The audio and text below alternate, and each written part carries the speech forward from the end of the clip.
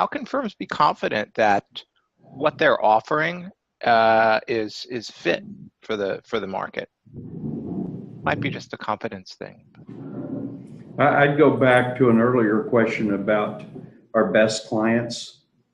You need to talk to your best clients, your vertical market people that understand those industries and come up with services that meet their needs. And we define needs as dangers, opportunities, and strengths. What are their three biggest dangers they're trying to eliminate or reduce? What are their three biggest opportunities that they should be investing in?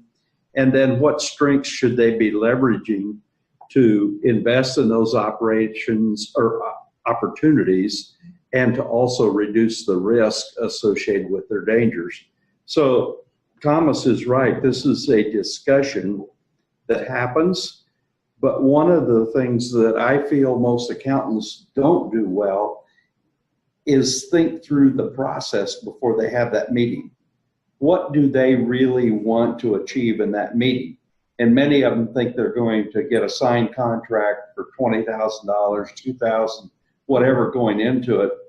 And I tell myself with a client, I would like to get 1 to 3% of annual revenue as a target and let them decide from the menu. Do they want a strategic plan?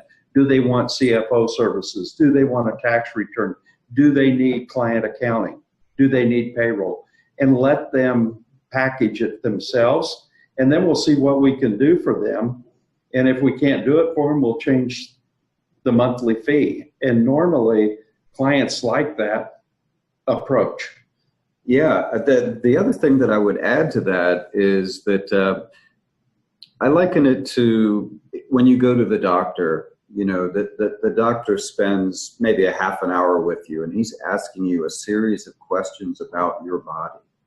And at the very end, he evaluates, gives you a summary, and provides you a prescription. Doing packaging and pricing is very similar in the accounting space, because I would encourage you to really challenge yourself with getting to know their business on a much deeper level than you know it today.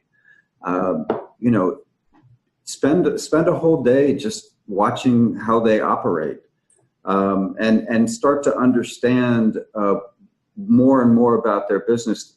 As you go deeper, you're going to be in a position then to really customize a package for them, and also secondarily know how to price it in a way that's going to be palatable for the client, and something that they could actually be quite excited about, because they know that you understand that business and can provide the advisory level service that is going to help them maintain their business and even light the fire to their passion in a much deeper way. So love that question, Seth. Yeah, and I think you gave a great analogy there with the doctor.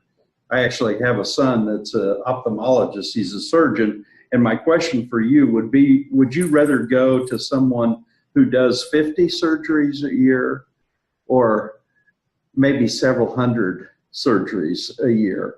And I think your answer is you want to go to the specialist who does it day in and day out. And that's why niching is so important, and you can command higher fees for that. Indeed. It's a good transition to my next question, Gary. Is value pricing the best options for most firms, or are there other options accountants should consider for these types of services? I think value pricing is a great option, but I think the profession has very limited experience and success with value pricing. They're confused over value billing versus value pricing. And I think value pricing really applies when you bundle and package. And that's why change orders are also important. But I think another thing with regard to value pricing, and we as consumers see this every day, is they want options. And too often we give them one option.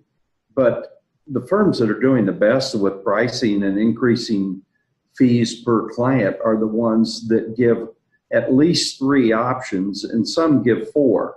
So think of small, medium, and large when you drive through the Starbucks drive-through.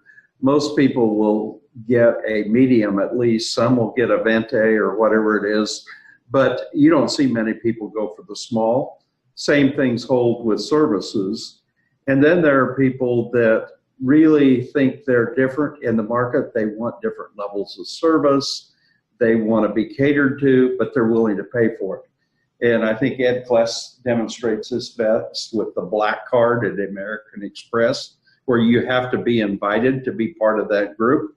I think you've got some clients, maybe 1% to 2% of them, that would love an invite to double their prices and get better service from the firm. So there's a lot of strategy here. We could probably spend 2 days, 2 weeks, but this is something that we have designed tools to ask the right questions. The mindset of this 1% to 3%. We've even developed a pricing matrix, because sometimes the biggest sell comes to yourself before you talk to the staff and the client about that price. So this is an area. We also have added value creation letters of how you set the client's mindset that this is really about them and their problems, and how you are different and you're going to solve those than just about all the, I call them badges or certifications all your people have, because the client's not really interested in that normally. What they're interested in is the experience and whether you have done this several times and have a good reputation. So those are all things to consider in the pricing world. Yeah, and Seth, the thing I would strongly suggest is that when they're setting those 3 pricing levels, really differentiate. Because what you may find is that you have a client that'll start out on the low end and then come to the realization that they need more value, which is actually going to help you increase your profitability if you set it up right. The other thing that I would suggest is that if you can't go full value pricing to start, at least go with a fixed fee and make it something that where you won't have to look at your billable hour, because you've priced it high enough because there's enough value. And in client advisory services, the ability for them to get predictive analytics through your reporting will in fact provide that value to where it doesn't come into question from the client side as much as you would think. Yeah, and there's a question in the questionnaire that asks and makes the client think, what would it cost the client to do this themselves?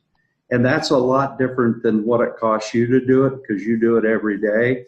But if they have to hire people in HR, they have to hire accountants, controllers, and people versus lease them from you and source them or outsource, they're going to pay several $1,000s a month for that. And we're seeing firms that are getting clients $5,000, $10,000 a month, very good small business clients. And in fact, some of them are saying we're getting now the audit business with those clients because we'd rather give up our independence and have that monthly income with less risk, less training on the parts of people, and more leverage with technology. And a better work-life balance, right, Absolutely. Gary?